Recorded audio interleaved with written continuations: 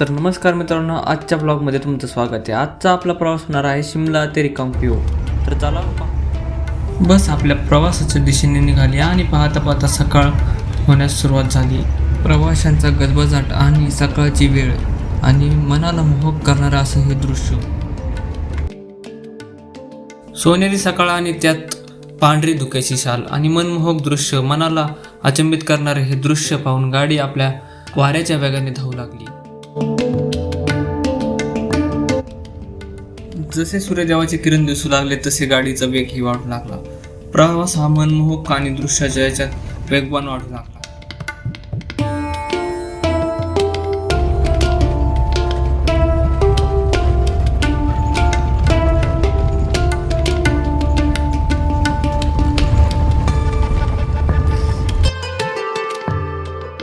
तर मित्रांनो, सकाळी 9 वाजता बरोबर आपण नारकंडा टच केलं। नारकंडा हे एक चांगलं आकर्षित आणि प्रेक्षणीय स्थळ आहे।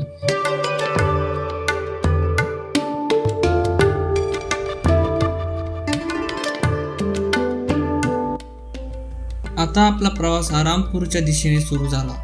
वाटेत मोठे मोठे डोंगरे आणि खाली खोल दऱ्या पाहत हा प्रवास पुढे सुरू राहिला।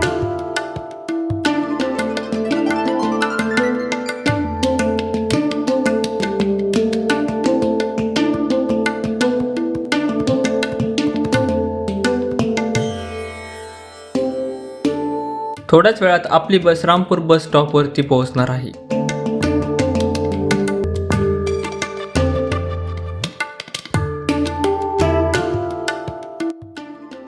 तर फायनली आपली बस 12 वाजता रामपूरमध्ये पोहोचली आहे।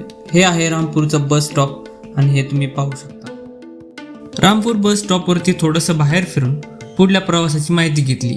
इथून आपला पुढला प्रवास बाकी होता 100 किलोमीटर।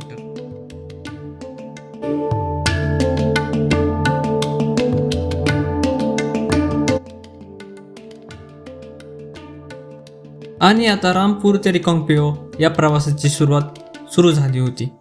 आता आपल्याला सोबत निळ्या रंगाची सतलुज नदी आणि मोठे मोठे पर्वत हे आपले जोडीदार बनले होते।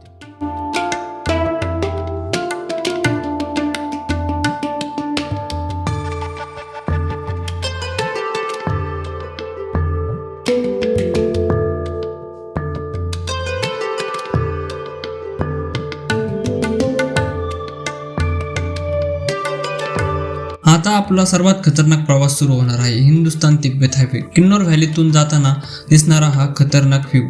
वरती डोंगरे आणि खाली हजारो फूटची खोल दरी।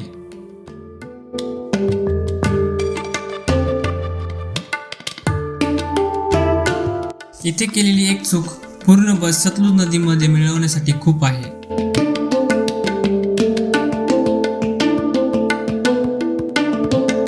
इथली जास्ती डोंगर खडकांपासून बनलेले आहेत, त्यामुळे इथे रोड बनवण्यासाठी हाफ टनलिंगचा यूज केला जातो। तुम्हाला ऐकून अचंबित करेन, आजपासून 10 वर्षापूर्वी रोडची हालत खूप खराब होती आणि इथे सेफ्टी रेलिंग हे नव्हत्या, पण त्या मानाने आता खूप मोठे आणि सुरक्षित रोड आहेत।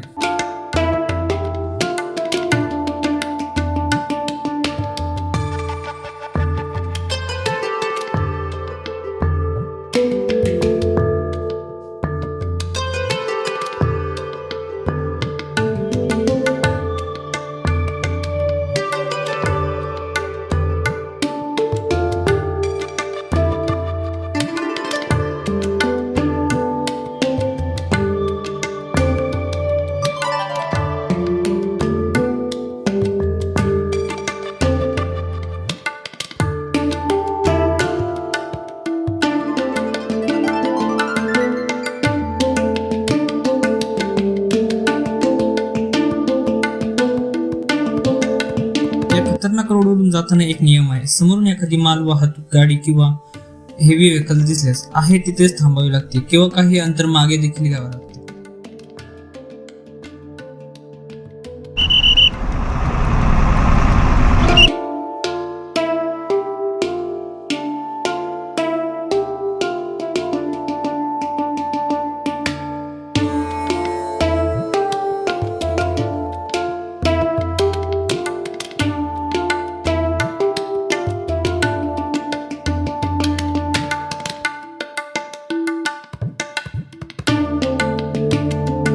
खूप जागोजागी रोडचं काम चालू असल्यामुळे असं लँडस्लाईड देखील आपल्याला पाहायला मिळते.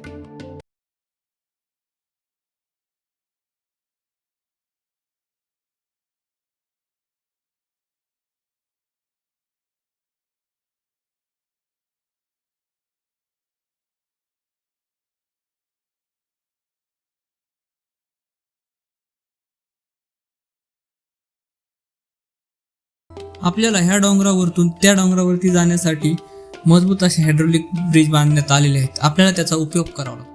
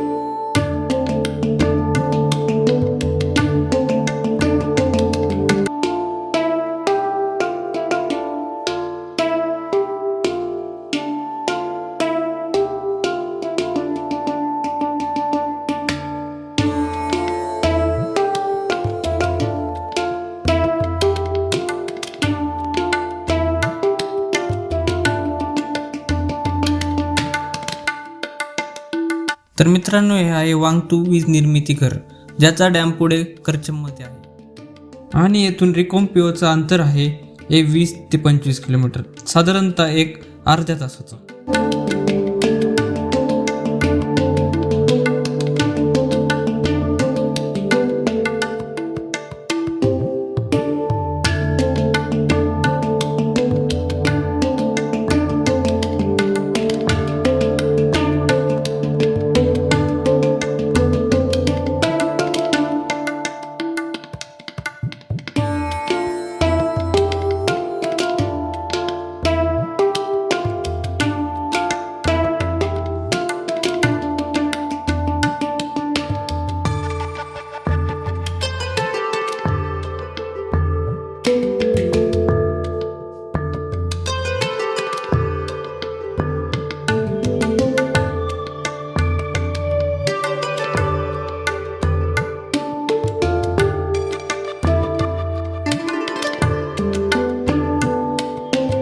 तर मित्रांनो, आपण लवकरच रिकोम्पिओ येथे पोहोचणार आहोत आणि येथे पोहोचताच भव्य किन्नौर कैलास शिखरांचे विस्मयकारक दृश्य आपल्याला पाहायला मिळते व दृश्यांची शोभा वाढवण्यासाठी डोंगराच्या कुशीत वसलेले हे छोटेसे गाव आपल्याला देखील पाहायला मिळते.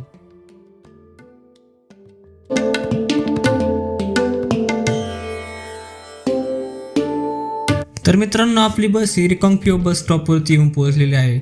आता आपण बाहेरचं थोडंसं दृश्य पाहू शकता. तर मित्रांनो, व्हिडिओ आवडल्यास नक्की लाईक करा, शेअर करा आणि सबस्क्राईब करायला विसरू नका. तर भेटूया आपण नवीन व्हिडिओमध्ये एका नवीन स्थळासोबत.